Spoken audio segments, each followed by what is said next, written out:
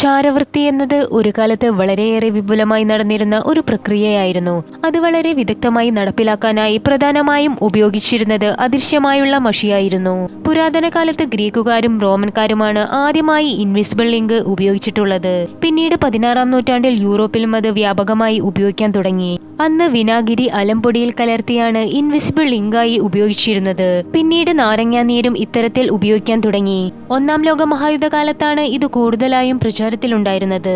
നാരങ്ങ പ്രയോഗം പൊതുവെ എല്ലാവർക്കും അറിയാവുന്ന വിദ്യ ആയതിനാൽ തന്നെ പെട്ടെന്ന് പിടിക്കപ്പെടാനും അത് കാരണമായി.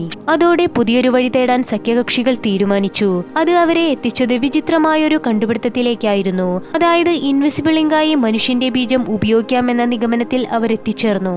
എവരി മാൻ ഹിസ് ഓൺ സ്റ്റൈലോ എന്ന മുദ്രാവാക്യം പോലും ഏജന്റുമാർ പ്രൊജക്ടിനായി നൽകിയതായും പറയപ്പെടുന്നു.